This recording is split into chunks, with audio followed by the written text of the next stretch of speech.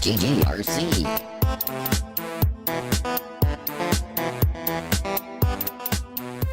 Hey everybody, welcome to our E3 2019 kickoff show, or E3 Spectacular. I haven't really figured out a name for this yet. I think kickoff show is pretty good.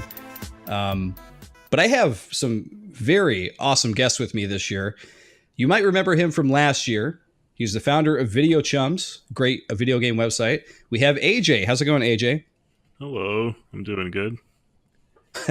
You seem timid there. Is everything okay? I'm really shy today. Well, we have another guest. Hopefully he won't be as shy. We have my friend Dump Truck DS, who is famous, I will say famous on YouTube for his trench broom tutorials with Quake. If anybody's into old school FPS, they're going to want to look this guy up on YouTube. But Dump Truck, how are you today, sir? I am fantastic. Great to be here. Great. I hope so. I mean, you're on GGRC. Where else would you want to be? I know. This is an honor again. Great. Right. That people will, in 2 years from now, when I have another 1,000 subscribers, they'll be like, wow, Dump Truck was here. But regardless, we're going to be talking about some E3 stuff here, guys, for 2019. And I got to say, while every year I'm excited for E3, every year my excitement dwindles just a little bit, maybe by like 2 points every year, because the leaks kind of come out quicker every year. And this year is no slouch when it comes to the leaks. We've already had a lot of companies sort of announce their games before the rush of it and everything. You guys have any opinions on that? Like, why do you think the companies and whatnot are leaking out their games so early? Or do you think it has anything to do with like people data mining more? Do you think it's easier to get to this information? What do you think? I have no idea. I mean, I wake up this morning, look at my inbox. There's like 50 emails there. All these like games that they're announcing and stuff. And it's like, just wait a week. We could see it at the show. Right. I will say I think because of social media, it's changed a lot. I went to many E3s. I've been to many of them, and not recently, but many in the beginning, especially. And I think now it's just harder to keep secrets, because if you have all these video feeds, so just think practically at the floor show, the show floor, I should say. You've got a montage and there's this new game and everything. And there's 400 people walking around working on the sets and doing sound checks and all that stuff. I think it's probably impossible to keep some of the bigger secrets or just to keep secrets in general. So maybe you'll get the announcements and then you'll get more kind of details at E3. Do you see what I'm saying? Oh, definitely. Yeah, that is definitely true. And that was actually going to be my next question for you, Dump Truck, because I know that AJ hasn't been to E3 because we talked about it last year, and I haven't been, but it sounds like you are a veteran, at least from the old school days. Yeah, definitely. I can't remember the last one I went. Oh, I do remember the last one I went to. I believe it was 2002 was the last one I went to. It was when my 17-year-old was born. It was. Oh, I see. Okay. I had a pass, and I asked my wife, I'm like, everything's cool now. The baby's all good and everything. Do you mind if I go downtown LA? It's just like, and I only was there for like a couple hours, but at least I caught it one last time. And then my eldest went, I think last year or the year before, when it was open to the public, because it's never been, up until a certain point, it was not open to the public. So I went to the second one, third, fourth, and then a few other years. So probably maybe, I don't know, half dozen times, maybe. So that's my question for you is that, you went to E3 back when it was like much more shut down. They only just recently, like the past, 3-4 years, opened it to the public. Mm-hmm. So how are you getting in? What was that all about? Oh, okay. So I worked for some media companies. And so I was able to get a press pass for all of those events. And so once you're in the system, cool. They kind of, so I was able to get a pass, and they didn't really verify it after that. So I was just in their system. They'd offer me, I'd pay, and it was, you had to pay. I mean, it was a couple $300 or whatever it was. Sure. Yeah. I did go specifically with a press pass once, and I don't think I had to pay for that. But then after that, I was just in their system and paid the kind of the thing. But it was cool. I always described it back then as like, imagine like 50 arcades or 100 arcades all at once. And that's what you're hearing. So when you walk in, it's like, I mean, just insane. And I'm sure it's still very much the same. But it's always spectacular. One year I went, they had every single playable PlayStation 2 game. You literally could play the entire catalog, and this was well into the run. So this is a couple years into their run. So there were hundreds of games, and it was a two-tiered kind of scaffolding thing. You'd walk around, and it was crazy. It was insane. And Nintendo's were always. It's kind of sad now that Nintendo doesn't really take part in it. Because back in the day, like on the Wii days, when the Wii came out, it was pretty cool to go, and their booth was just really kick ass. So. Well, the funny thing is, just to build on that's actually a misconception with Nintendo. The only thing they don't do is a presentation, but they still actually have booths and stuff set up there. Oh, I didn't know that. Yeah, they do. Actually, I remember a couple of years ago, before Mario Odyssey came out, they actually had a lot of cool set pieces set up for Odyssey, and people could walk into this area, play Mario Odyssey, and the gimmick of that game was you could throw his hat onto anything and become that object. So right. They had like a big Mario tank that was in the corner, and it was really cool. Actually, I would check out pictures. Urge anybody who hasn't seen it, definitely look up the pictures, because it was a really cool set piece. Yeah, actually, now that you say that, I tend to remember they did a Zelda one a few years back too, where it was this big, kind of like a Disneyland ride, like a dark ride that you went through, and on foot you just walk through. But I tend to remember that. So yeah, it just feels like the Nintendo Direct stuff just is so dominant in my experience. So I guess I just assume maybe they weren't on the show floor. Yeah, I could definitely understand that. But before we get into company specific stuff, I wanted to ask you guys, starting with AJ, hey, do you have any thoughts on what might be coming besides leaks and everything? Like any hopes, any dreams? What do you hope gets announced here? I don't know. Like, Sony's not going to be there this year, right? Right. And then there was that big Death Stranding announcement and trailer a week ago, which was... Yeah, what a weird way to start E3. They're like, let's announce it before... like, come on. Yeah, I was hoping to see more about that at E3. I don't know. Maybe we will. I hope we do. That game looks crazy. Yeah, I can't wait for it. I honestly have no idea what to expect from E3 this year. It seems like everything was announced already. Yeah, it does certainly seem that way. How about you, Dump Truck? I've been a little bit behind on my news and everything, so I was kind of catching up earlier this afternoon during lunch break, and yeah, it does seem like there's these massive announcements have already taken place. Unless there's some more sequels and just titles and things, you're not going to see a lot of gameplay. You're not going to play anything on the floor. It just feels like, we could be surprised, but maybe just maybe they're getting a social media legs now, and maybe they've got some of these companies have some nice big surprises, some juicy surprises waiting. But I don't know. It is a weird year. I mean, for Sony not to be at E3, that's insane. Because that was all. I'm not exactly a PlayStation fanboy, but I really have never regretted owning any of the systems I've purchased, and I do love the PS4 and PSVR and all that. But that was always a highlight to see what my platform of choice, because I kind of moved away from Xbox years ago.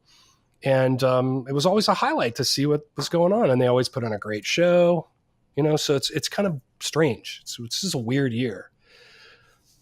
Yeah, I got to agree. I mean, the fact of the matter is that they have Death Stranding coming out at the end of the year.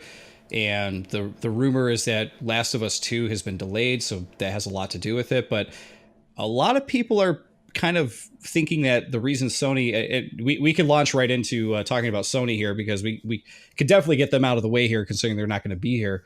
But yeah, a lot of people are thinking that they're just going to hunker down, work on the PS5 stuff, because there was a huge leak last month talking about PS5 specs and that kind of thing. They're just going to hunker down, work on that, and work on some launch titles for that. And I kind of agree too. But because of that, I think that this really gives Microsoft like a huge boon to kind of like step in and be like, all right, we're going to steal the show. And it's interesting because Sony has so much of the market share right now. They've sold so many consoles. I believe they're leading Xbox One like 2-1 at least at this point. You would think they want to keep that lead. So I don't know if they're, you know what they say, it's that old adage, out of sight, out of mind. If people don't see Sony there, they're gonna be like, what happened to PS4? You know? So I think they'll probably have some kind of presence there. You know, they'll probably have, I know recently they started doing directs, sort of like what Nintendo does. So I'm thinking that they might do something like that. They might surprise everybody and release one during E3. But to be quite honest, moving into the Microsoft stuff, I mean, this is their year to really get in and show people like what they've got stored up. So jumping into Microsoft, last year they showed off that they basically bought tens of studios. I think they bought like 20 studios like outright, and they didn't really show a lot of what the studios were working on. So I think that that's what they're going to focus on this year. AJ, do you have any idea as to like what Microsoft might be up to this year? Do you think they're going to show a new console? Do you think they're going to focus on games? What do you think? Well, last year was mostly about like them buying the companies, and also didn't they have some sort of streaming thing that they announced or some new technology? I don't remember. Yeah, that sounds right. Yeah, some kind of Microsoft streaming thing. I forget the name of it though. Yeah, but I don't know. Maybe they might announce Xbox 2 or whatever they're going to call it. Yeah, Xbox 2. They're going to call it Xbox 180, I think. What? What is that you're saying? You got your Xbox, you got your 360, you got your One, you got your 180. I mean, yeah. It just makes perfect sense. They should just call it the kick flip or something. It's all kind of feels like skateboard references to me. The Xbox Ollie edition. Yeah, exactly. Nice. That's perfect. Tony Hawk comes riding in on a ramp, you know, just whoa. Hey, maybe the Xbox will actually have wheels on it. So you can just, like, I'm in. Ride it around. If it's got wheels and I could ride it to a friend's house to play, like I'm in for sure. Well, I gotta say, like, so obviously Microsoft is kind of much more of a technology company than the other companies. In other words, they have their fingers in a lot of pies across industries, right? So if it is some kind of, I'm just conjecture here. If it is some kind of streaming service, then maybe that might give a hint to that they could have, I don't want to say a handheld, but maybe they've got something that's a new type of system that they're kind of holding back on that leverages that streaming technology. Because if you take something like the NVIDIA Shield, yeah, okay, it hasn't been a gigantic success. They still, they still are pushing it and still out there. But if Microsoft came up with something huge like that was Switch-ish, I mean, what would you think of that? I mean, I think that makes more sense than just a bunch of games. You know, here's a bunch of games, and yeah, we'll have a new console. I'd kind of rather see games from them, though, because last year we didn't really see any. It was just technology. Right. I would like to see them say, like, here's 48 games coming out in the next year. That would make me very happy. Hopefully, if they're good games, hopefully. Yeah. Well, whatever. Games, yeah, I mean, come on. Sea of Thieves 2. I love that they jumped to 2 and like not even fix what everybody hated with 1 first. We're making a sequel. Forget it. We swear this one will be better because it has a 2 next to it. It always is. Stinky number 2. So you mentioned like a possible like portable Xbox thing. I'm not so sure about that. I think that would be awesome, but I'm not so sure about that because they released that Xbox One X and their whole spiel was, this is the most powerful console on the market. And they were really getting behind it on that note. But I kind of agree with AJ. I feel like at all of their E3s over the past few years, especially during the Xbox One era here, they've been really, really weak on games. They came out with Halo 5 a few years ago, and they have a new Halo that they've been teasing for a while. But it's been a long time since they come out with an actual Halo game. It's been a while. And that game was like their bread and butter. That was their first party game. You know, besides during the 360 era, they had Gears of War. But, with them Gears 5 coming is out with the. coming out. I'm sorry. Go ahead, AJ. Gears 5, September 10th. Yeah, so we got Gears 5, and that is a great addition, but it's been a long time since Gears 4 came out as well. So they have these, and games obviously are becoming harder to make. They're becoming more expensive to make. So they have these really, really long development times between sequels, and which is good because they're polishing these games to a point where it's like, okay, this is a triple A game here that they're actually releasing. It's a really, really well made game. But what they're missing is like that medium quality game, that like I don't know what you want to call it, but those games that come out throughout the year that might be first party games, but they're still super enjoyable. They sort of tapped into that with Cuphead when that came out, but that also took like 10 years to make, I think, right? So Yeah. It's they got to get Switch these now too. Yeah, and it's on Switch now too. Which actually, thank you, AJ. That's a great point. You were talking about the streaming stuff that Microsoft was focusing on. Have you seen any of these articles about Nintendo like partnering with Microsoft in different ways, like including the streaming thing? Have you seen any of that? Yeah, I've seen it. I don't really understand all of this. I just like games. But yeah, it is pretty cool that they're teaming up with that. But is It's kinda that weird. is that official? I mean, is that an official thing? I think they had Miyamoto like shaking hands with somebody from Microsoft or something. Whoa. Like, yeah. Wow. So So they it's don't called, know exactly. Go ahead. ahead. Talking. Go ahead. I was gonna say, excited. that Assassin's Creed Odyssey for Switch, how I think they released it only in Japan, and it doesn't even have like a cartridge or a download or anything. It just streams onto your Switch. Right. So they did that with that game and Resident Evil 7, I think, if that's did right. they? I think so, but it's only in Japan, like you said. Yeah.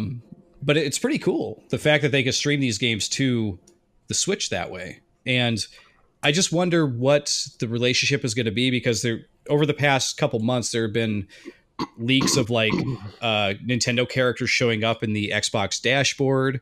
There's been, Miyamoto shaking hands with somebody at Xbox, and Minecraft on the Switch with Mario characters in it. So it's kind of like there's and of course Cuphead coming out on the Switch. There's kind of more going on there, I think, than they're letting on. Like, I feel like you're in the next Halo. It's taking so long because they've been working out how to get the Mushroom Kingdom characters into Halo somehow. Are you sure Can you about imagine?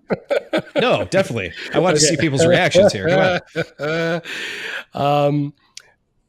Yeah, it says here's what the rumored Microsoft and Nintendo's partnership could bring. What could it bring? It says Minecraft crossplay. I mean, Oh boy. Woo! yeah. I mean, so that just shows that I was kind of a little bit right about this whole possible. I mean, it could, who knows? Maybe this is just part of the Xbox thing, and it's not the biggest part of it. It's like, hey, we're partnering with Nintendo. But imagine what huge news that is going to be if they solidify that and make that official. That's like the showstopper. You can't talk about anything else after It's you like talk how about that. Sega makes games now for consoles. Yeah. I mean, it's Yeah, kind of a big thing. Yeah. It's called Project. What is it called? Project X something stream. I just had it right in front of me. No, I think you got it. Project X something stream. X Cloud. Project X Cloud is kind of their streaming. No, that's what it says. Project X Cloud. Okay, I believe you. I swear. So that's Just the get really Microsoft defensive. one. That's all. Yeah. Man, okay. Yeah. So yeah. It sounds to me like this would be a natural. You're streaming any Microsoft game to a Switch console, and they split the profits, or they have some kind of a deal. Yeah, I think you're onto something with that too. Yeah. Yeah, I mean, because if xCloud can be played on any device, there's no reason why it couldn't happen on the Switch, and just it's a print money machine, right? So it is definitely a print money machine for sure. Like it's gonna be coming out the windows and the walls and everything. Like, yeah. Can you imagine playing Halo portably or Gears 5 portably? Like, I mean, that's huge. Right. And it probably, just from a development perspective, it's not that big of a deal. Once it's on the xCloud system, you just have a kind of a protocol that you have to follow for the controls, and that's kind of it. You know what I mean? Yeah, right. That's all you Yeah. really need to do, because these, what Stadia is doing and what this xCloud is doing is just making everything a dumb terminal with the joystick or some buttons. And they're doing all the heavy lifting on their end. Which we can segue to that anytime you want, by the way, the Stadia thing, if you want to talk about that. Hey, wait, Yeah, let's definitely. talk about Xbox games. Well, all right. Yeah. Well, I know you want to play Fable, right? The next Fable game. That's kind of a rumor. That's rumored. Yeah, that's been a huge rumor for a while, actually. The past few years, everyone's been saying, new Fable, new Fable. Almost feels like more of a wish than a rumor at this point. Right. But I would love to see a new Fable, because it's a cool series. There is a Halo Infinite. Yes. So you got Halo Infinite, and I don't think we really know much about that game, though, right? It was announced last year, but they might say a release date or something this year. And is that a FPS, or is that a different genre of game? I don't know. I don't think anybody knows yet. I think that the rumor about Halo Infinite is it's supposed to be like an online Halo, like a sort of eternally online Halo. Not so much like a Destiny type of thing, but a game that is meant to be played constantly online with people in some way. This is just a thing I've heard. I don't know if that's true, but it would be cool if that were the case, because I think Halo, of all the series, really definitely it needs kind of a new direction, in my opinion, because the last Halo seemed like a good game, but I saw a lot of people who reviewed it saying like this is kind of more of the same. It's beautiful, but it's more of the same. So hopefully they're kind of taking it in a different direction this time. Yeah. The only thing I see here on the Halo Infinite, kind of the official splash page here, it just says genre shooter. And so we don't know if that's first person. Obviously, some big cutscenes and things, but then new game engine and everything. So yeah, maybe it's just a persistent type of, like you say, like a Destiny-esque type of, title that's just in the Halo universe. I mean, and if people, obviously people like that gameplay and that style and that kind of, I've always thought that game was really weird. I tried it for the first Destiny, and I just was like, what is going on? What am I doing? What am I supposed to do? It's just one of those things that it's a deep experience and it takes time. And I was like, I don't want to spend the time to do this. And I think it's a loot game, so you got to put in that time to get that loot. Right. So the only game in that genre that I've played was the original District. What the hell, man? Why, when I'm on these podcasts, man, my mind just draws a blank. The hell is the Ubisoft one, the District or the Division? Hello, Division. You got it. It's called the Division. Let me get my teeth. Okay, Division. That's the only one of those loot crazy bullet sponge games I've played, and if that's what Destiny is, then have fun, enjoy it. Just not my cup of tea. Yeah, I haven't enjoyed a loot game in a while, so I'm kind of in the same boat with you. Microsoft, I hope, has more, under the hood going here than what they've done in previous years. I mean, they teased so hard last year with all the studios. So as far as there's also Ori and the Will of the Wisps. There you go. Now that is a game I'm definitely looking forward to. New Battletoads. Okay, I can get behind Battletoads. I like Battletoads. Yeah, it looks pretty cool so far. And Psychonauts 2. Oh, that's cool. Now, see, that's a big one for me. Is that Xbox exclusive? I'm not sure. Man, I'd be surprised if that was the case, but that'd be a huge get, because I know a lot of people are looking forward to that. So what's your dream game, AJ? Like what, no holds barred, no, don't worry about rumors or reality. What's coming from Microsoft. Yeah. What's your dream Xbox announcement?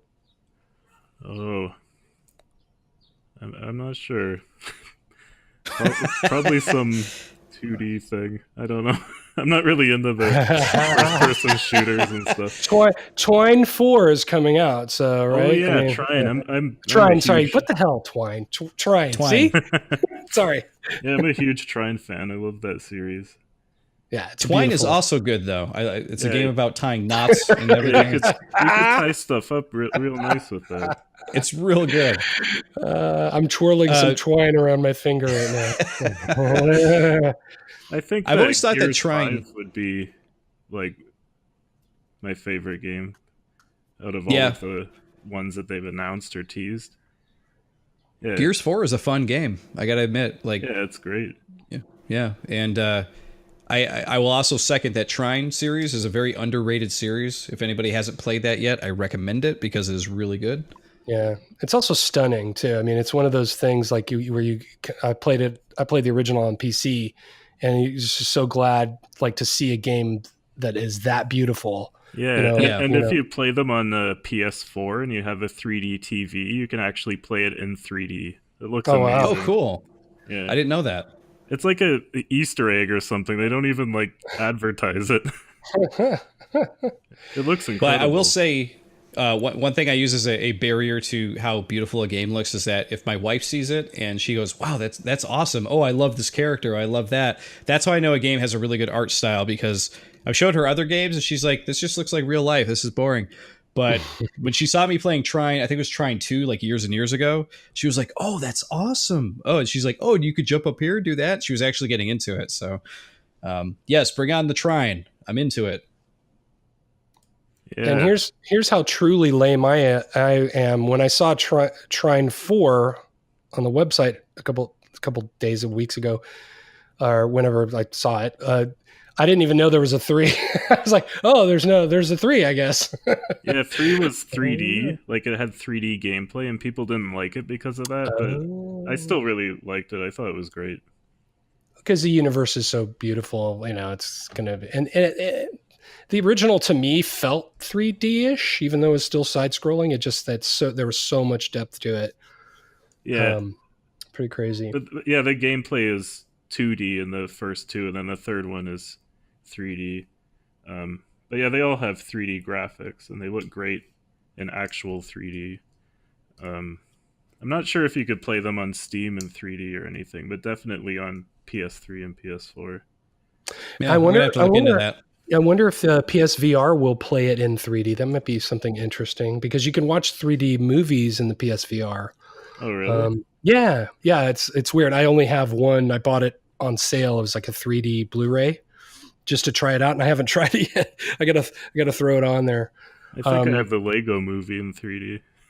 Yeah, but only one person can enjoy it, though. Right, exactly. You're sitting there alone, going, "Whoa, it's neat." I'm not really in a movie theater. I've never understood it. I know it's very popular with VR folks watching. I think it's called Big Screen is the application.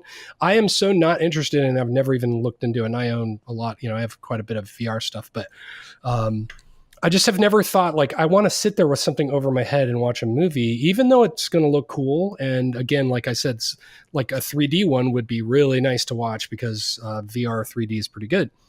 So I don't know. Maybe I should try it and not be a Quake dad about it or something. But yeah, try it. But I gotta say, speaking of VR, and this is another reason I'm kind of bummed that Sony's not there this year. I want to hear about like Moss. You guys are familiar with Moss, which is a VR game? Yeah. So did that ever come out? Oh yeah, it came out. Okay. I played it. It's a fantastic kind of a 3D platformer light, but a little bit more emphasis on puzzles. But it's really stunning in VR. I mean, it is a VR game, but it's very stunning. It's just a cool little. It's such a cool experience. Short game, but they said the next chapter will occur, and I know that the game did well. So hopefully that'll be announced. Maybe not specifically for PSVR. Maybe it'll be kind of one of these announced games for PC, and then it'll come to PSVR. It's also on Quest. I didn't buy it because there were so many other titles I wanted to try on the Quest before playing a game I've already played. But I know I told RC this, but probably the best VR game that I've played is Astro Robot. What is it? Robot Rescue? Astrobot? Astrobot Rescue. That's my favorite VR game too. It's such a great game. Oh my God. What an amazing experience. Yeah, I love So it. Moss is very much like that, but obviously, quite, the gameplay is quite a bit different. But as far as the presentation, you're in a 3D kind of platformer, and Moss goes, or Quill is the character, goes across the screen, and the camera doesn't move a whole lot unless you're moving your head. But I highly recommend Moss if you haven't played it. It's really solid. Yeah, I played it. I liked Astrobot a lot more. Yeah, I mean they're to me they're different enough. It's the same genre, but they're different enough. Yeah, Astrobot had me like looking around constantly to see if I could find any secrets or those chameleons or The whatever. chameleon, exactly. Yeah. I haven't found them all. I still have a few more to go. Yeah, it's But so much fun. it's a great game. So yeah, I think now as far as VR, I did do a little bit of homework here, and this is something that people will want to pay attention to if you're interested in VR. There's an E3 VR showcase on June 10th, which is Monday at 9 a.m. Pacific, and it's going to be similar to the PC gamer show that they do every year. It's the same kind of format, so I'm assuming like an interview type of format, and then they'll unveil these trailers and things. So this is the first one of its kind, and it's presented by Upload VR, which is a fantastic website. So definitely I will be probably late to work that morning because I need to see that. But I think that'll be the one place that you're going to be able to see quite a bit of reveals and trailers and new announcements, I would imagine. Yeah. Have you ever played Pixel Ripped? Pixel Ripped? No. Oh, you're just like playing a Game Boy game, but you keep getting distracted with everything around you. Oh, okay. I'm familiar with it. Yeah, I haven't played it though. No. Yeah, there's a new one of those coming out. Oh, cool. Yeah, I'm looking forward to that a lot. Yeah, that's the one where you're in class, right? Yeah, I think that's level 1. You're Okay. sitting in the classroom and you can't get caught playing Game Boy. Right. Yeah, that's pretty cool. Yeah. So what else do you guys sort of see happening with VR? Because VR has been such a hot topic for the past couple of years, but it hasn't really really reached that medium mass appeal yet. Do you think that this year might be the year where they finally announce a couple more games that might put it over? Because a lot of people, they want that killer app. They want that one franchise to finally make the jump to VR, to make it so that people will get invested and buy a VR set, whether it's for PS4 or for Steam, whatever it is. Do you think that is something that might happen this year? And if so, what game could it be? Well, I hope that Nintendo does something, because their Labo VR is actually pretty cool. Yeah. But yeah, they're not really taking advantage of it so far. No, I see that. If they do a hardware refresh, and it kind of is more friendly to like maybe a higher res screen, etc., and it's a little more friendly to kind of strapping into the experience, then I could totally see Nintendo doing really cool stuff. It's just that Labo is just like a glorified Google Cardboard for me, which there's nothing wrong with Google Cardboard. I played a ton of it and messed around with a lot of different content for that when it came out, and but I just don't see it as as the Labo stuff is like as a really super solid experience that you could play. I know they're going to have Galaxy levels that you can play. Or I'm sorry, Odyssey levels, right? Super Mario Odyssey, I believe. Yeah, I think that update is out now. Specific levels that you could play on the Labo. So I mean, they definitely have their fingers in it, but I wonder if a hardware refresh would really kind of help them push it over the edge. Yeah, I don't know. Maybe if they released like a plastic headset that had a strap on it, and you didn't have to like make the Labo thing. Mm-hmm. Yeah, like a cheap alternative, just like holding it up. It up is the part that would bug me. I will say, RC, I think what you're mentioning is happening right now with the Quest. It's supposedly doing really well. It's selling out everywhere.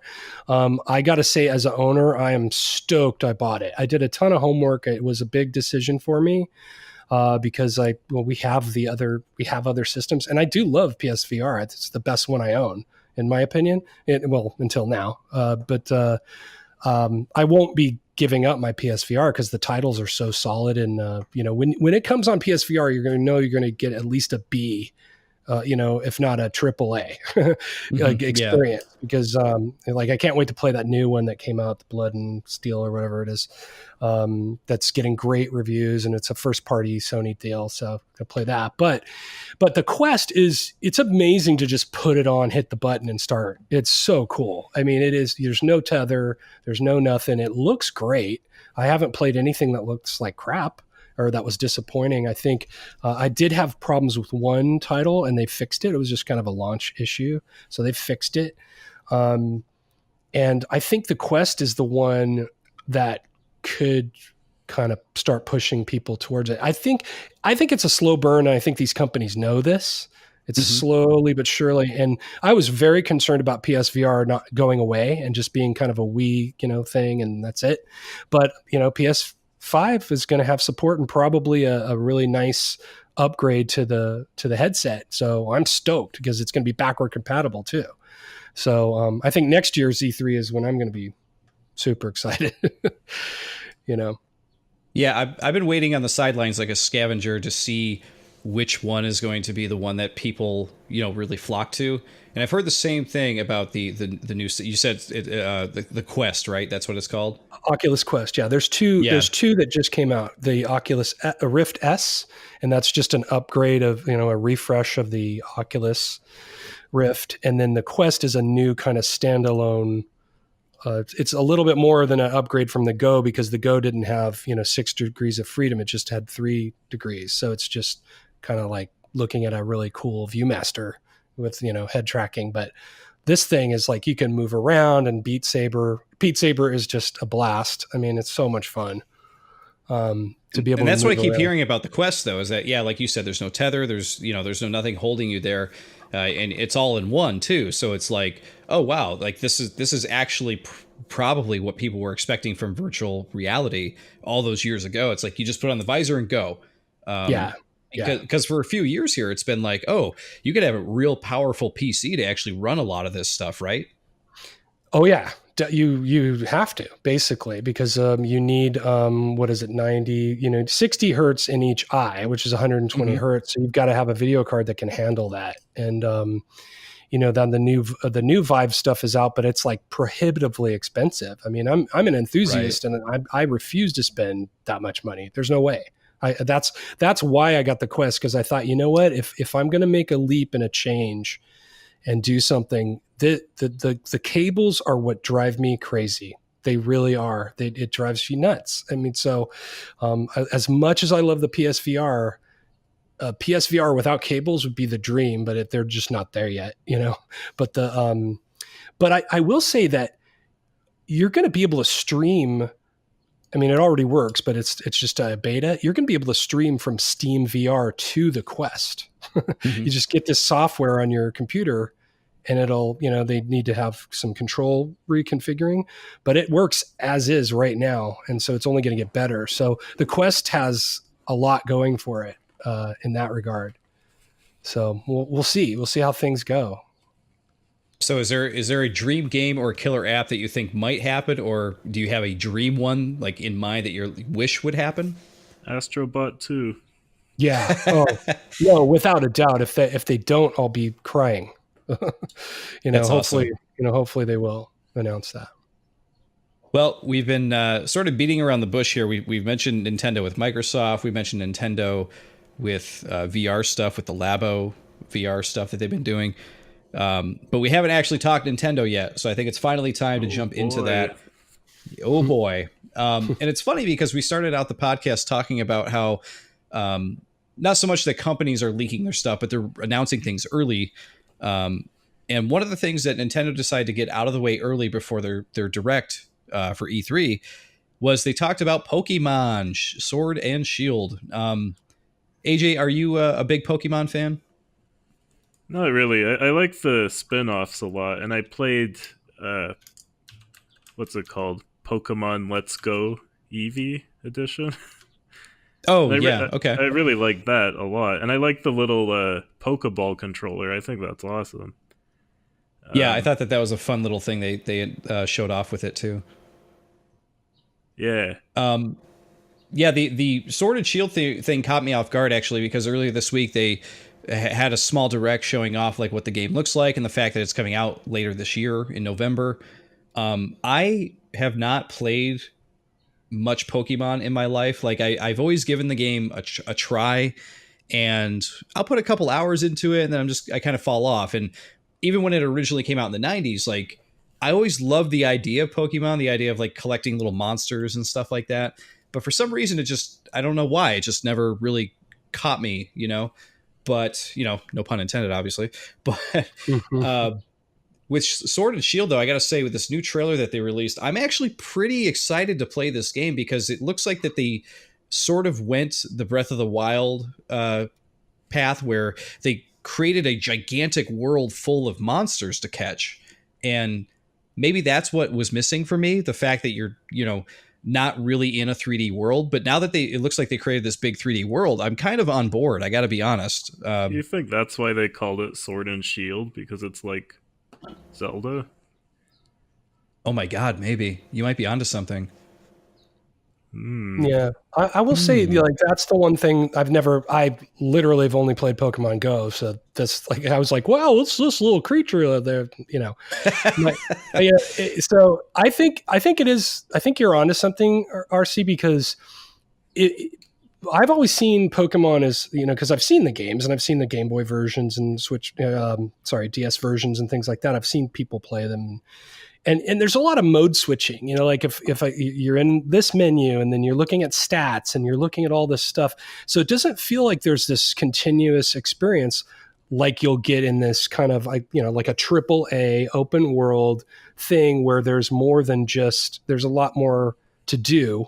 So if it's a Breath of the Wild with Pokemon, I could totally see that being just, huge from a design perspective, I hope it's still an RPG though. Well, I think it very much looks is. to me. It definitely looks like it, because those mode switches happen. I'm watching a little bit of the video just on their website right now, and it looks like it still has all the tropes where there's a cutaway to the cool, shiny, glowy object things and the monster reveals and things like that. But I think just like if you treat the world as a giant menu and you're just exploring and going from place to place, I don't know, that adds a whole new wrinkle to the game that I'd be interested in playing it, which I've never, ever been interested in a Pokemon game, really. Yeah, I hope it uses the Pokeball controller, too. It kind of has to, right? I mean, that would be weird if they were like, nope, only works with the one Pokemon game. This is Nintendo, though, you guys. They're like, that's true. Yeah, they could rename themselves. They could rename themselves Disappointing, and that would be accurate. Because how many times over the years have you been disappointed and had your heart broken by Nintendo? I mean, they still deliver. It's like what comes out is great, but how many times have you been like, we want a cool Link, we don't want the cartoony Link, and then they go like, well, then we're going to do more cartoony stuff. You know what I mean? They always seem to just go their own way, and they don't really go nuts trying to please everyone. That's just what I mean. I mean, I love Nintendo. I love them as a company, love their titles, but hey, man, I wouldn't count on that Pokeball. maybe a new one, maybe a new Pokeball. Yeah, maybe. This one only has I can see that. Has one button on it. It just has one button and a stick. It still works. No, Dumb Truck, you're 100% right. Like, as much as it sucks to admit it, it's true, because they're doing the same thing with Mario Maker 2 that's coming out later this month, where during the trailer they were like, and there's going to be online play, in Mario Maker 2 where you guys could play together and make levels together, and everyone's like, cool. And then later, like after the direct, they were like, but you can't do it with your friends. You can only do it with random people. And it was like, what? What the hell? Who does that? And that's what they did. And then later they were like, oh yeah, and by the way, all those amiibo you have, and they all worked in Mario Maker 1. They're not going to work in 2. No, what? No. See, I told you, they're there to make money. They're not there to make us happy. I told my kids that a long time ago. I'm like, you guys, these companies are around to make money. They're just going to give you stuff. They're going to take your money from you is what they're going to do. Well, they could take my money for the Link's Awakening remake. Yeah. Yeah, Yes. definitely. I actually cannot wait to see more of that this E3 because it is coming out this year. They've confirmed it. So that game looks amazing. I love the art style. Yeah, I Yeah. stopped. I picked that up. I told RC a while back, AJ. I picked up that game because my kid. We were at this swap meet, this gaming swap meet, and he's like, "Oh, this is a really good one." I'm like, "Oh, cool! I've never played it. Let's get it. Let's be part of the collection." And I started playing it. I was like, "Oh, this is kind of cool. It's definitely different." And then they announced that game like 2 days later, and so I played, and I'm like, "Nah, screw it. I'll just play it the new one when it comes out." What console did you get it on? It was a Game Boy version or Game Boy Advance. Was it Game Boy Color? I think it was Game Boy DX. It was a DX cartridge. Oh, okay. Okay. I only Was have the that original Game Boy one. Let's see, Game Boy D. Yeah, because it's a black cartridge. Well, the thing we Yeah, did that's not the reveal color to you, one. AJ. Oh, okay. Yeah, the thing we did not reveal to you, AJ, is that Dump Truck actually has a vast collection of Game Boy games. I just Oh, don't play them. I just don't play them. But yeah, But no, that is really funny that worked out that way. That's wouldn't you know it, right? That you're like, hey, there's this game I'm checking out, and then all of a sudden Nintendo's like, hey, we're doing a remake of that. And you're like, crap. Yeah, exactly. Now I think with Zelda, they got with the program after the DS days. Like once the Spirit Tracks and Phantom Hourglass, after that stuff was done, they kind of have not been disappointing, I think, for their Zelda titles. I think they've all been pretty solid, except for that crazy one you hated with the multiplayer thing. Oh, that That was were terrible. swords. No, Triforce Heroes. Triforce Triforce Heroes. Heroes. Yeah. Uh, Fun game, but not worth playing online with people because none of them want to finish the levels, apparently. They just want to like throw you in the hole. That's not That's cool. what you get when you play with randoms, man. That's what you get. Yeah, well, just Right. imagine I'm Mario off Maker. Mario Maker with know. randos. I know you try to make this cool level and some random jerk comes in and like just totally ruins your level. Yep, that's They what's should gonna make it like happen. Dark Souls, where it's just like, how Dark Souls lets random people into your game to mess with you. Yeah. They should do that That's- with Mario Maker. Yeah, that's actually a really brilliant thing, though. It's just the way that works in that game it's always struck me as brilliant. So Nintendo has Pokemon. They have the new Zelda game coming out, both coming at the end of the year at some point. Luigi's Mansion 3. And you took the words out of my mouth, AJ. I was just going to say, I am super looking forward to that game because I love that series. I really do. I knew I didn't that's hear where it. you were going. I didn't hear Yep. what it was. What was it? Luigi's Mansion 3. Oh, hey, I don't hate the original. We played that. It was a launch game. We love that damn game. Put that on the back of the box. I was just didn't going to hate the say, original. I don't hate it. I don't hate it. No, everybody hates that game but me, I think. What? Oh, I've always Nobody liked it. hates Luigi's Mansion. You're crazy. Yeah, and if they Great do, game. they're not welcome here. Yeah. Well, Stop and listening to this if you hate Luigi's Mansion. Right. I will say when it did come out, I remember all the kind of the backlash was like, it needs to be like, there's the movement's so weird and the combat mechanics. And now it's like this classic that people love. Yeah, the 3DS It combined my remake two was favorite great. things. Oh yeah. The what was that one called? Well, Luigi's Mansion. Just Luigi's Mansion, like the remake that came out last year. Oh, the recent one, but they had what was part 2 called though? It had the subtitle Moon, I think. Dark Moon. That was a great little game, and I feel like it got super panned by people. I did not see that one. That one, like, I mean, I've heard the title, but I don't know anything about that one. So it was another 3DS version that came out after the remake. No, the remake was more recent. Dark Moon came out years ago. Oh, I gotcha. Okay.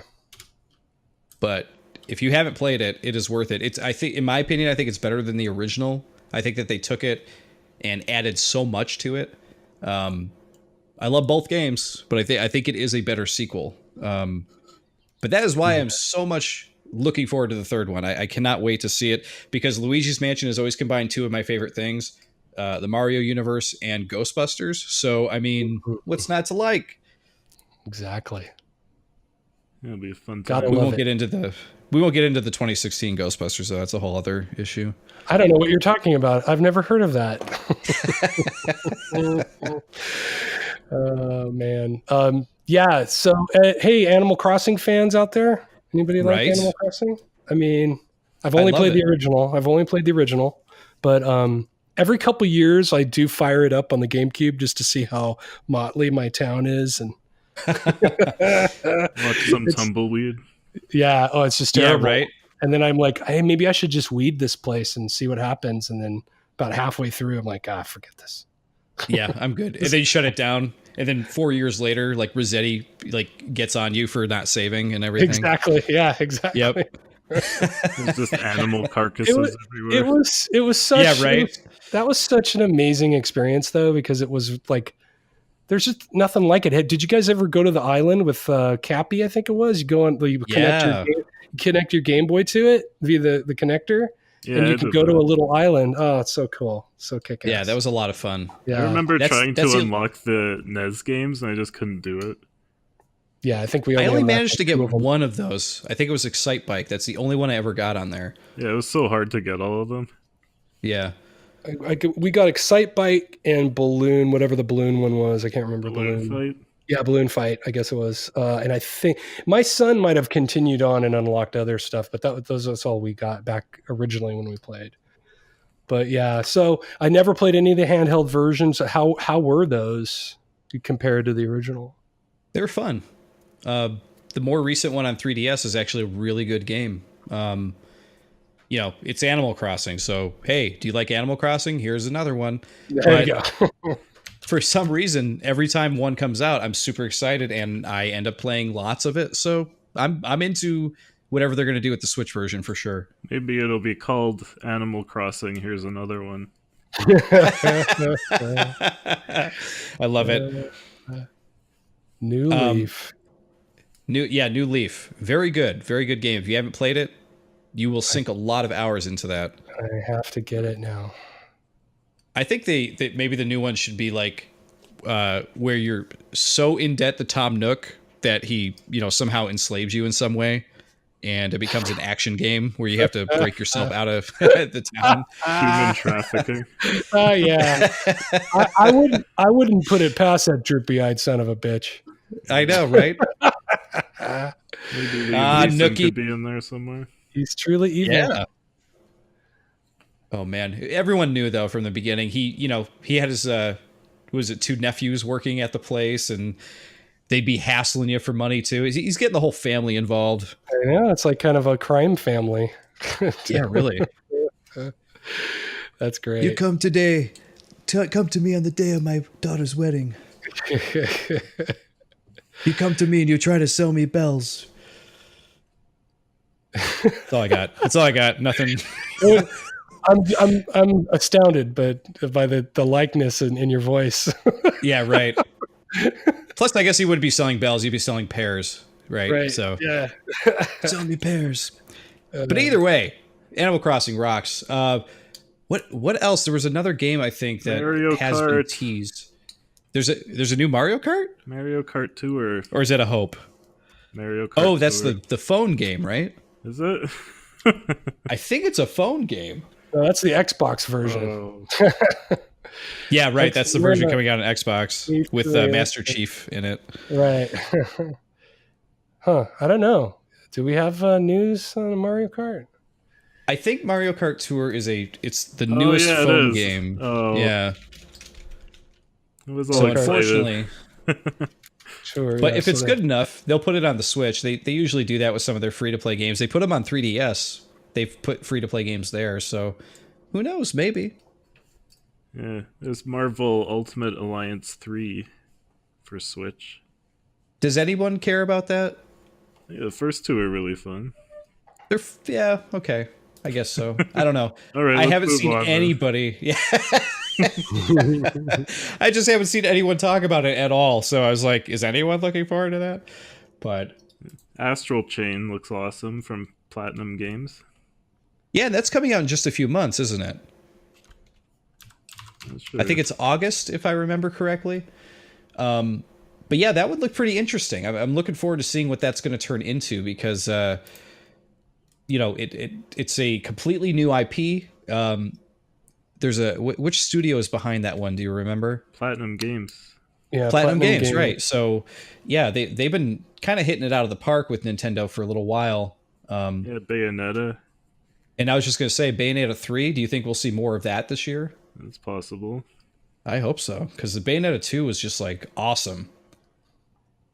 Excellent, excellent game. If you haven't played it, Bayonetta 2, RC recommended. Play it. Yeah. I mean, the work they did on Nier Automata was like amazing. So maybe Astral Chain would be, even if it's half as good, it'll be a great game. I'm definitely looking forward to checking it out for sure. So it's funny because of all the companies we're talking about, Nintendo has the most games that it sounds like that we're all sort of in agreement with, that we're excited for. It's interesting because I feel like there's a lot of potential for Microsoft to like kind of take the show if they announce some really cool stuff. But as it is, I feel like Nintendo holds a lot of the cards right now as far as like games that people are excited for, I should say. And they hold the Switch cards. That's for damn sure. And Dump Truck, I know you mentioned that they might have like some kind of a hardware revision, and that's what you're kind of hoping for. The rumor has been going around for a while that is something they're working on and will announce at some point this year. But they've already come out and said that at E3 they're not going to mention it. So yeah, that's too bad. Yeah, so I don't know. I kind of like my Switch. I don't know that I'm ready to trade up yet. It's only been 2 years now, right?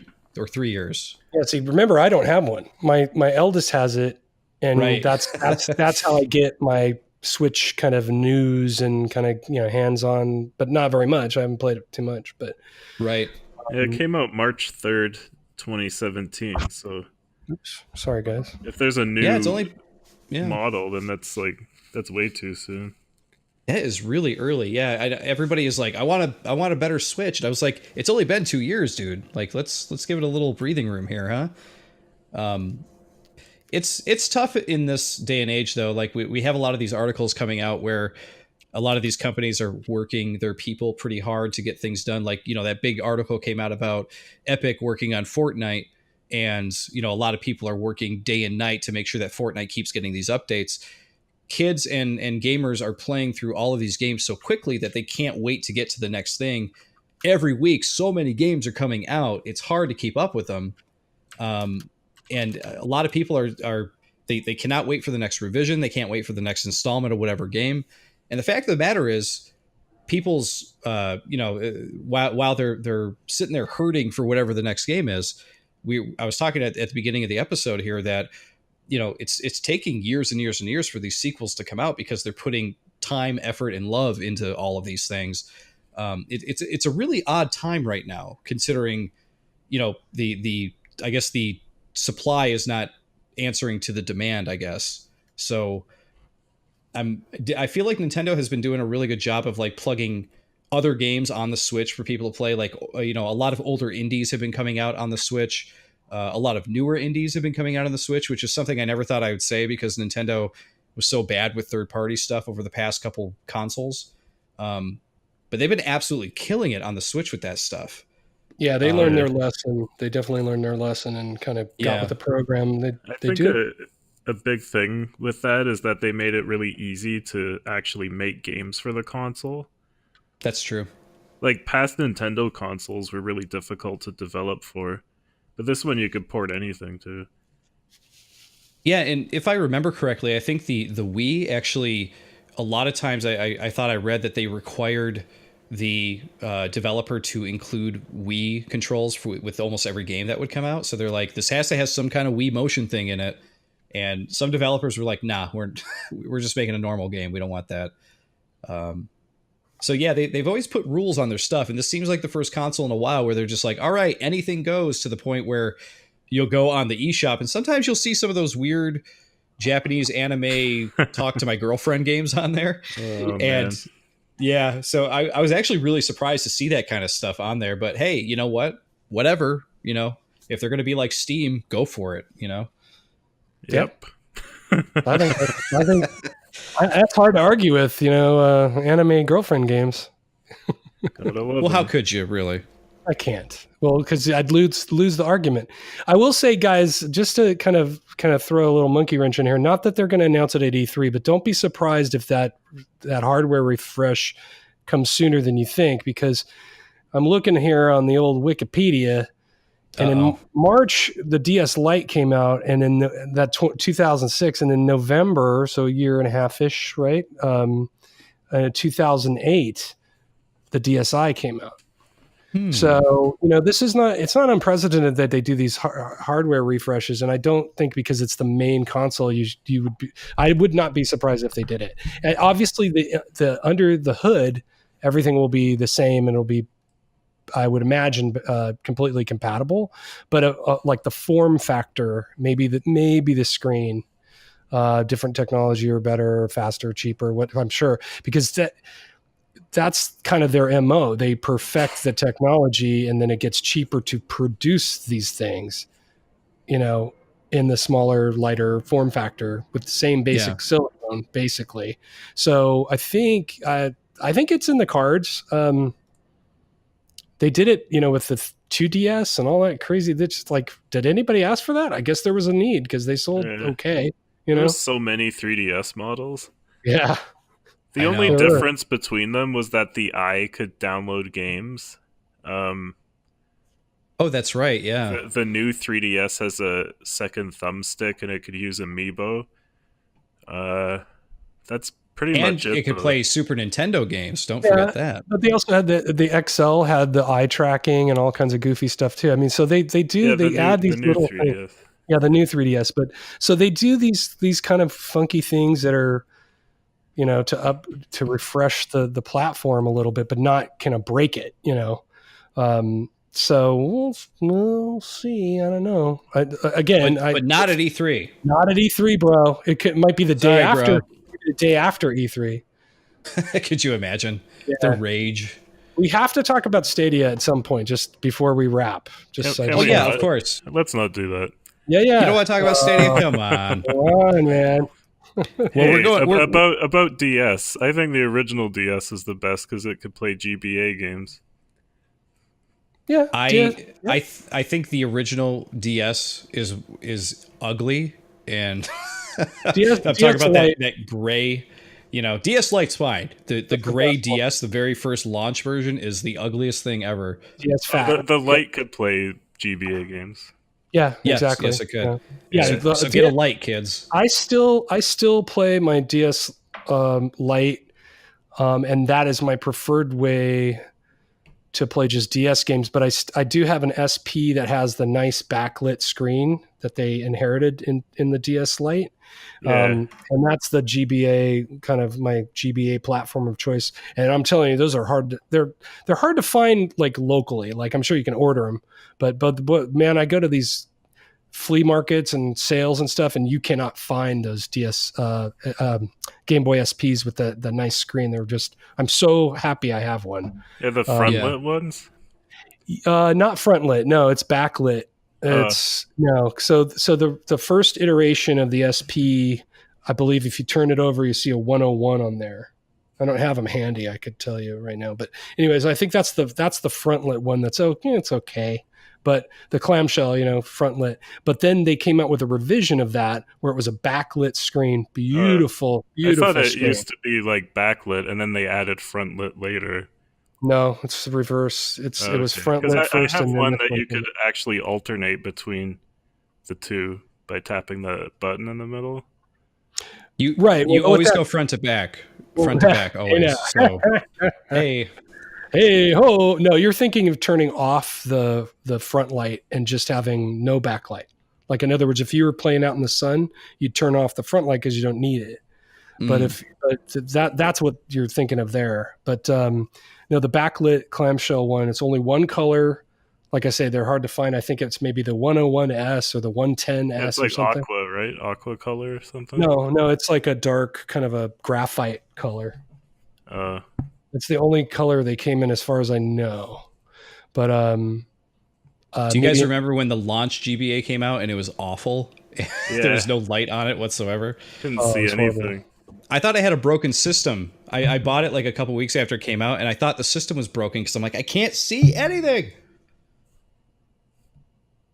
Yeah, and they But anyway, didn't. Stadia. Stadia. We're talking about Game Boy Advance, not It Stadia. was silent. All right, guys, Stadia time. No one was talking. Oh. All right.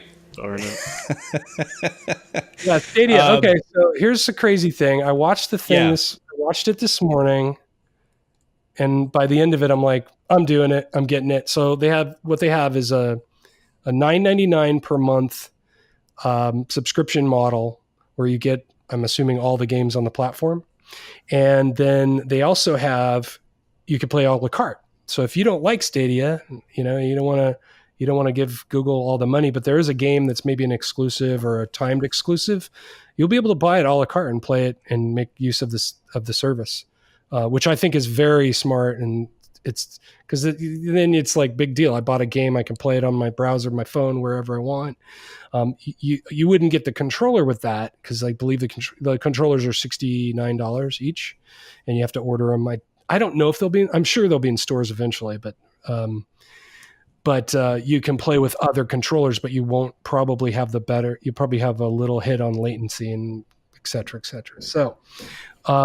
So what they had is a Founders Edition. So if you buy the Founders Edition, you get a controller, you get 3 months of the service, you get 3 months to give to a buddy, and you get a Chromecast Ultra. Now I have an Ultra, but I can tell you I'm a huge Chromecast fan. We have all the models, and I thought, well, we'll make use of it because the old Chromecast doesn't do well with some of the higher res things, so we'll just swap that out in one of our rooms.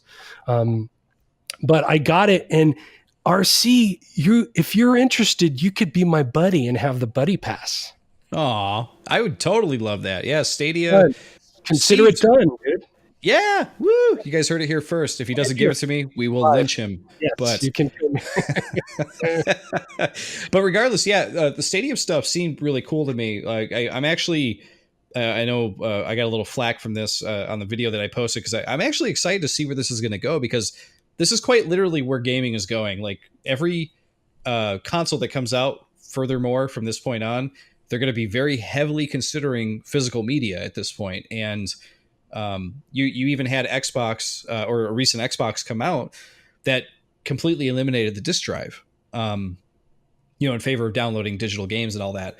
So to see that Google is going one step further and say, hey, not only is there no disc drive, but there's no console, and you just play it like through any computer. And I could verify from my experience playing Assassin's Creed through the Stadia during their beta that they had earlier this year. It runs really good. I was just playing on my mini Mac or my Mac Mini in the other room, not a very powerful machine, and it was running Assassin's Creed Odyssey. That's the new one, right? Mm-hmm. It was running it amazingly.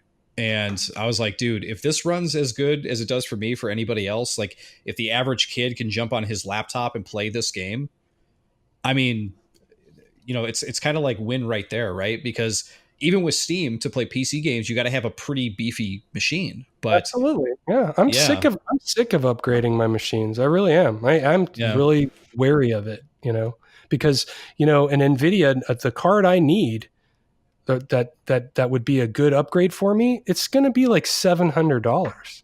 That's that's huge. Are you kidding me? I've bought a lot of video cards over the years, and I'm kind of tired of it. That's why I enjoy my PS4 and playing Quake. You don't need a video card for that. I mean, I can play Quake on my phone. It's no big deal. So I think in 10 years, no one will even think this is special. I think this is the way games will be played and consumed. Yep. These PlayStation will be a brand, Xbox maybe, will be a brand, Nintendo obviously.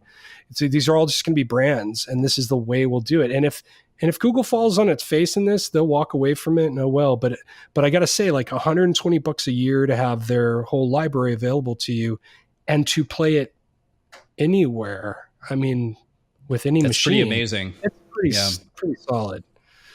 So I looked at the bandwidth required, and like I'm very fortunate where I live. We have very good internet. So I'm like, I'm doing it. I'm going for it. But even if you don't have great Wi-Fi, it works pretty well, because I had a day where my Wi-Fi was like really shoddy, and I was trying out the Stadia stuff. My Wi-Fi kept blinking on and off or whatever, but it would still find time to get in there and work and everything. So um, the one thing I keep thinking about is kids, because kids really are the driving factor for games, as much as us adult men do not want to admit it. It is true. So if you have a kid who's really into games and his parents hook him up with the Stadia thing, imagine him. He just takes his controller with him to grandma's house, for the holidays. And on her little crappy laptop with her Wi-Fi at her house, he can play his games, Yeah. So he doesn't have to cart with him a portable. There's no Switch. He doesn't have to bring his Xbox with him. He's good to go. And on top of that, he can play online too. So, I mean, if, they've already said that Destiny is going to be a part of this. So if it runs as good as it seemed to run for Odyssey, people are going to be really, really into this. The fact that they can, in fact, I think that this is going to be a huge problem at work when it happens. I know. I kept thinking that, like, oh shit, this is going to be terrible, man. Right. People are going to be like logging into their Stadia at work, and they're going to be playing at work without the boss knowing. So I think it's going to be a big problem. Yeah, I agree. But yeah, I'm definitely excited to see where it's going though. And, I'm glad you picked me as your buddy, because that's hella nice of you, man. Thank you. Well, it's my pleasure. And like I said, like one of the reasons I felt good about doing it is your experience that you had already tried the Project Stream stuff. I'm like, oh, you know what? I know who I could give this to. Oh yeah. So right on, dude. Cool. AJ, sorry, didn't mean to torture you through that. I hope you survived.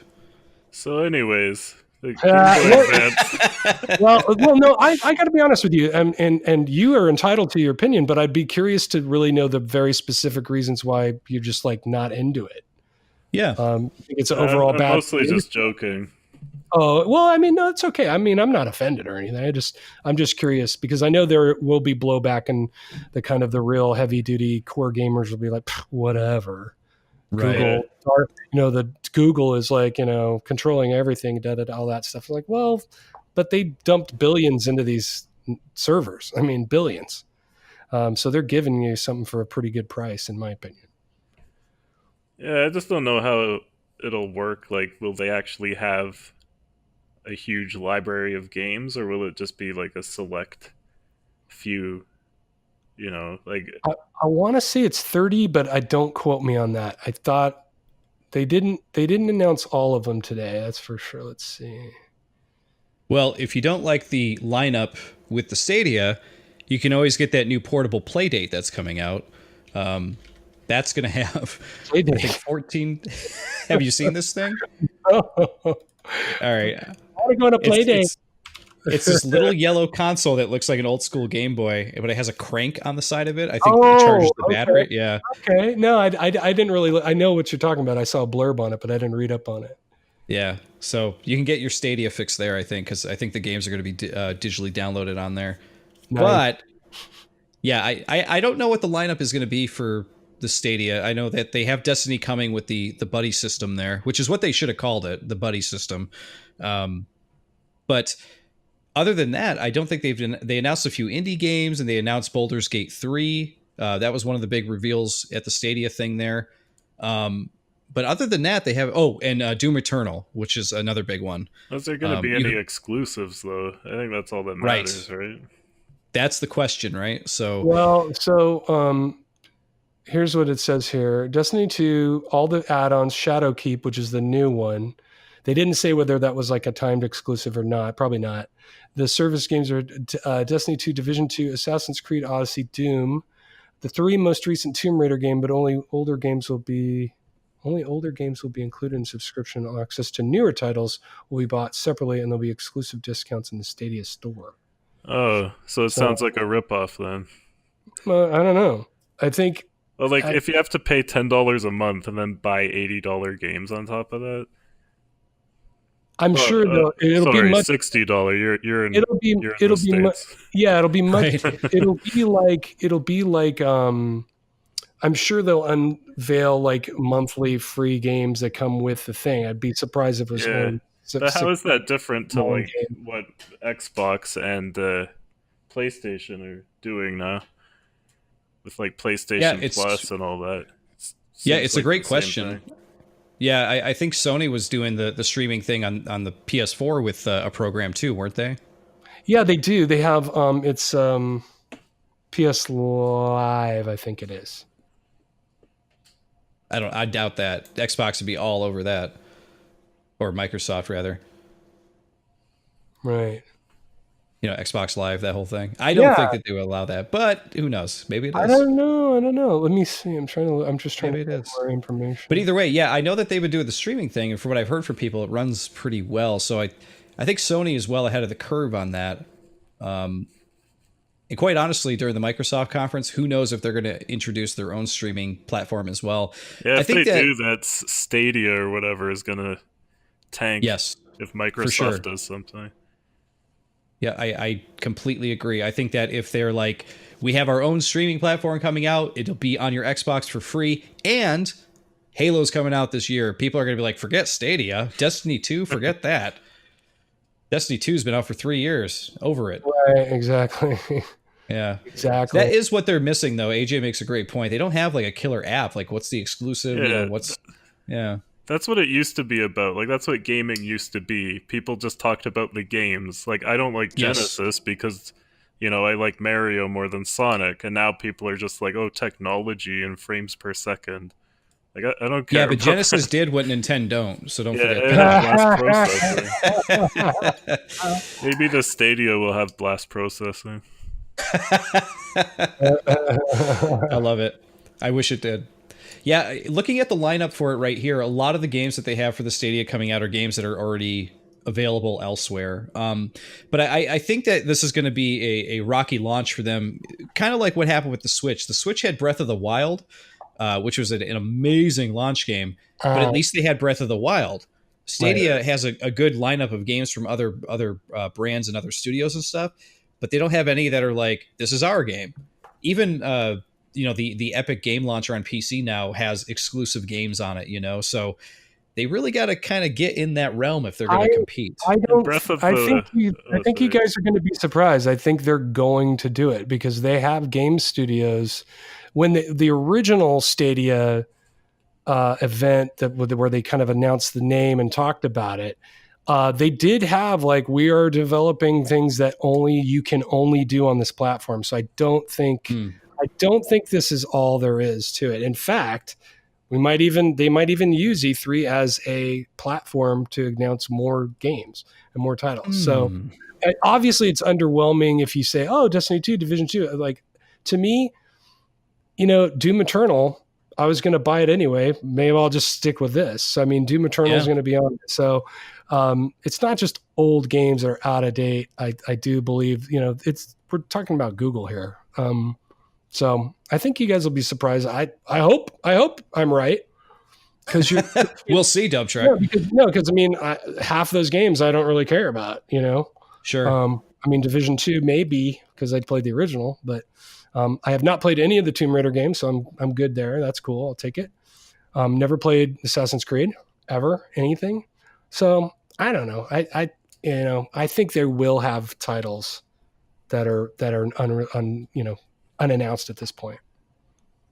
Okay. Well, it remains to be seen, but that is a really good prediction, I think, and I hope that comes true because I love competition in the industry. I like the fact that someone else is entering the race here, so I hope it works out for them. I hope there's a Dreamcast too. That would be nice.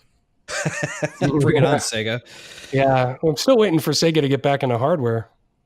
Yeah, keep waiting. It'll be a long wait. We're nearing about a Dreamcast 2.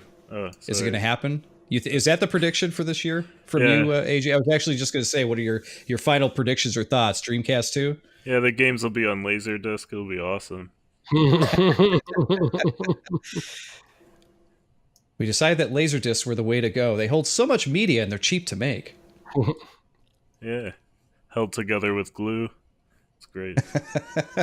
In all seriousness, though, we are coming into an hour and a half recording here, so I don't want to keep you guys too late here. But do you have any actual final thoughts on this, AJ? Like things that we may not have mentioned that you want to get into?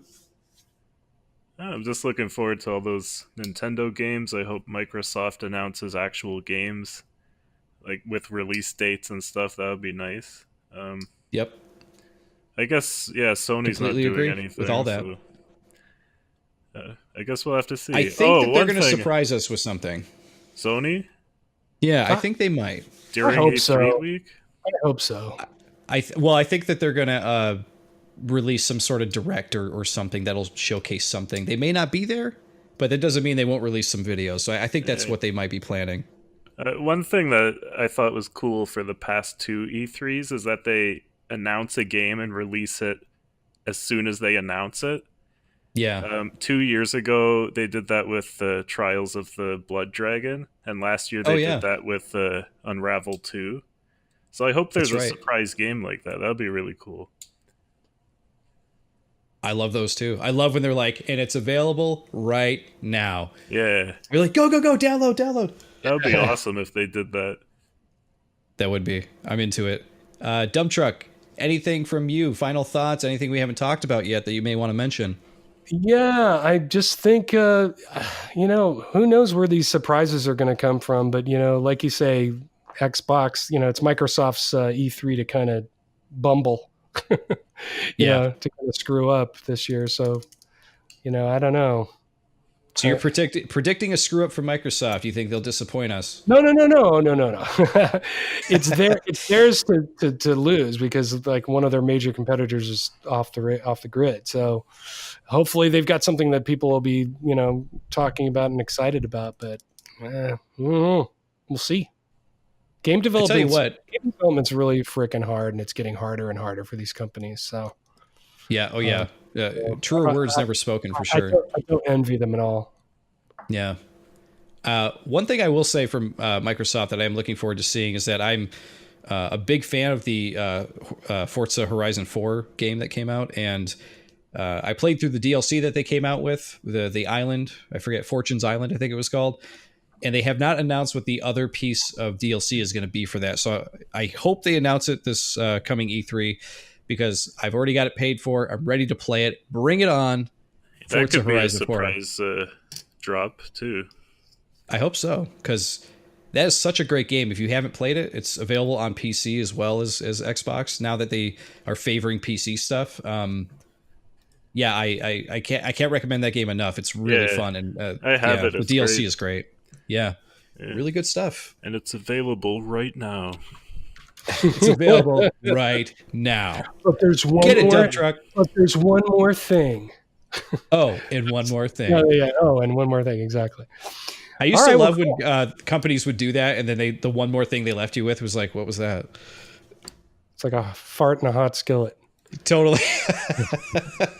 But guys, thanks with a fart and a hot skillet. I want to thank you guys for joining me this year. AJ, it was a pleasure having you last year. I'm glad you came back this year. Always great talking to you. And thank you for welcoming me into the Video Chums family with open arms. It's been a great time working with you. Yeah, it's a lot of fun. It is. And of course, Dump Truck, love having you on as always. You become a good friend, and I'm really, really happy that I'm going to be part of your buddy system with the Stadia here. Yep, buddy system always works. Buddy! Hey, buddy. And hey. And of course, everybody, I will see you all next time on the next episode of GGRC. See you then.